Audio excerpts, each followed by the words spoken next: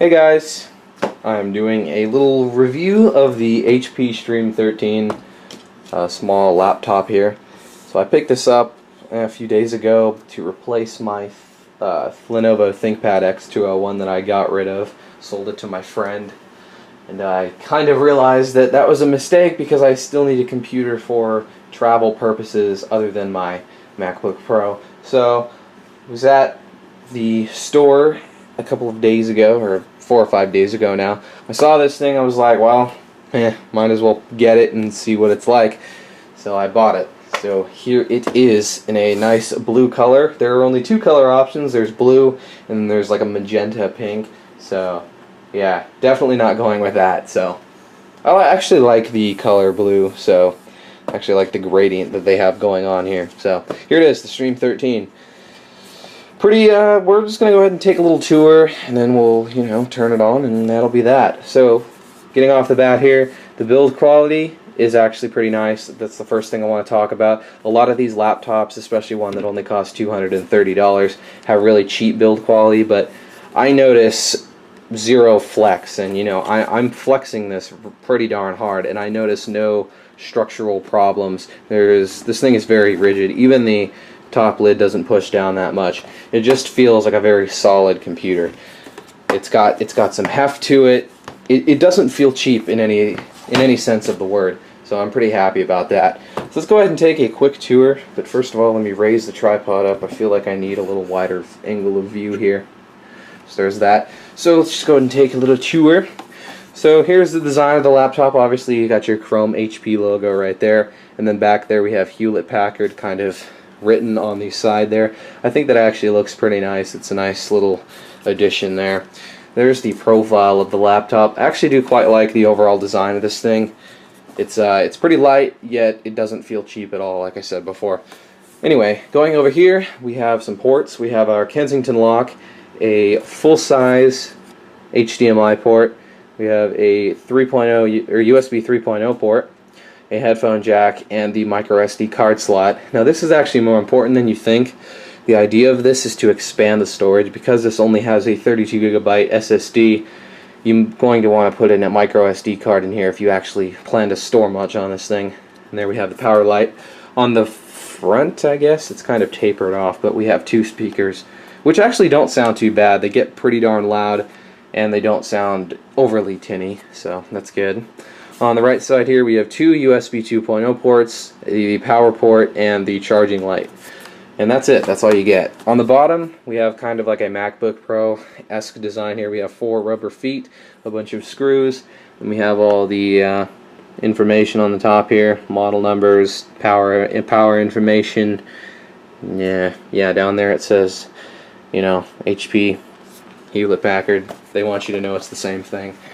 So there it is. Now this laptop actually has a matte finish, so it doesn't collect that many fingerprints. As you can see, I was just like manhandling it, and you can't really perceive fingerprints. You can see like little tiny smudges, but it won't fingerprint up like a glossy lid would. So that is quite nice. So let's go ahead and open up the laptop here. So I'll go ahead and pop it open. Go ahead and adjust my tripod here. So there it is. So here's the HP Stream, the inside of it anyway. We have a blue gradient going from the top. You can see it's a darker blue, and then it goes down here to light blue. We have a white keyboard, which, I don't know, some people say doesn't look too great, but I would have to say that it looks just fine. I don't think a black keyboard would have fit in as well. So, there you go. So, obviously right there we have our 13.3-inch screen. The resolution is 1366 by 768. That's actually pretty good for a 13-inch panel. I've seen other computers that are only 1280 by 800 or less with a 13-inch screen, and yeah, the pixel density is nice. We'll go ahead and talk a little more about the screen once I turn it on. But as you can see, here is the keyboard, and the only thing I don't like about the keyboard, the typing experience is actually pretty nice, but I don't like, you see those arrow keys down there? I don't like that, because you can see the left and right ones are full size while the top and bottom are truncated, which, no, like, why did they do that? They could have just moved the, they could have just had a little space down here and brought the arrows down. I would not have minded. So that's another thing. And yeah, obviously we have our HP logo there, we have a power button over there, and we have our DTS True Sound branding, but I would not trust that. As you can see, we also have a kind of a dotted pattern along the computer. It says stream right over there, not sure if you can see that. There's the trackpad, which this trackpad is just not that great. I mean, it looks like a MacBook trackpad, but it works absolutely nothing like it. You can click in, you know, any area on the trackpad, but it doesn't work too well in my opinion. You kind of have to click closer to the left hand side to register a good click. I actually find that tap to click is even more reliable than this thing. So the trackpad is pretty meh, although the keyboard here is actually pretty nice. It's not great, it's not the best keyboard I've ever used, but it has a decent amount of travel, and it's 97% full sized according to HP, so that is not a problem. So let me go ahead and zoom out here. Oh, and then above the screen there, you can see we have a webcam, dual microphones, and a webcam light. So I find it kind of cool that they included dual microphones on a cheap laptop like this, although the webcam quality itself is actually really bad. It's not very good. It's only good if you're doing very casual things. You're not going to want to be, you know, taking serious selfies or anything with it. It's just not a very good camera. So with that said, let's go ahead and power it up. It boots up very quickly, again, because it has an SSD, although I've been told that it's actually not much faster than a hard drive. Pretty sure it's just an eMMC deal, so it's not great. But as you can see, bam, it's already booted up, so that's nice. Let me go ahead and enter my password here. I'll probably have to blur that out.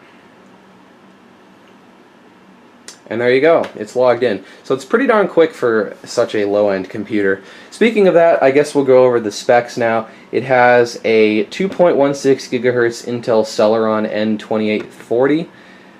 It's a dual-core chip, you know, none of that hyper-threading stuff, none of that fancy stuff. Sorry, I'm moving the tripod, there it is. It has 2 gigabytes of soldered DDR3 RAM, which kind of concerns me because 2 gigabytes, that is not enough these days. You can kind of tell.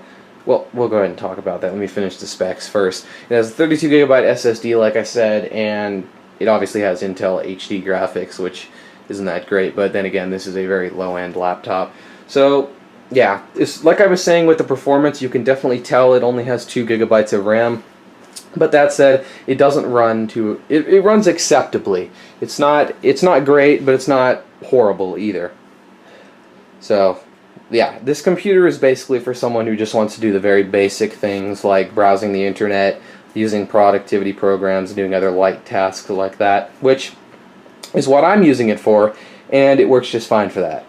Speaking of that, let's talk about what you're looking at here, what you're going to be looking at, should I say, the screen. How good is the screen? Well, it's not that great, but I do have to say that the actual screen itself, as far as the resolution and the colors are concerned, it looks fine, but the viewing angles are really terrible. Like here, I will demonstrate this. As you can see, if I tilt the screen, you can see it washes out almost instantly in either direction. So it's really, the viewing angles are horrible, and especially when I'm used to an IPS display on a laptop, that is just, no, that's not good. So that is the really only two things I don't like about this, is the screen viewing angles are pretty bad and the trackpad is pretty meh. But other than that, it's a nice little laptop. Let's go ahead and show the system properties, because why the hell not? So let me go ahead and zoom in there. So we're running Windows 8.1 with Bing, which is basically just a low-cost version of Windows 8. It is identical to the regular Windows 8.1 copy, but you lose the ability to set a default browser within Windows. Now you can still do Google Chrome and stuff, like for actual browsing the internet, but as far as the start menu, or the start screen, and the search charm on the side, you cannot change it. It is Bing. So that's really the only downside of running Windows 8.1 with Bing. So yeah, OEMs don't have to pay anything for their Windows install, and you get full Windows 8.1. And that really is the whole appeal of this computer.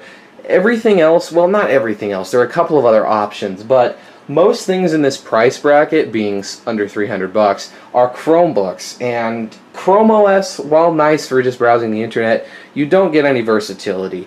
you don't be able to. With this, you have full Windows 8.1 that can run pretty much any Windows program, you know, given that it's a pretty light task because of the low specs. But that is the whole appeal of this computer. Would I recommend that you buy it? Yeah, sure, go for it. Depending on what you're looking for. If you're looking for a good back-to-school laptop, or just a light, cheap travel laptop, cheap being inexpensive, by the way, this is a really good choice. This should be at the top of your list. However, if you're going to want to be doing anything intensive, like running graphically intensive things, or really anything that's intensive, such as video editors and photo editors, this is not going to be for you. You're going to want to have to move up in the price bracket. But that said, I paid $250 for this machine after tax, and for my uses, I use this for school, and I have been very happy with it so far. So, yeah, that is basically my little look at the HP Stream 13. I hope you enjoyed, and I'll see you guys later.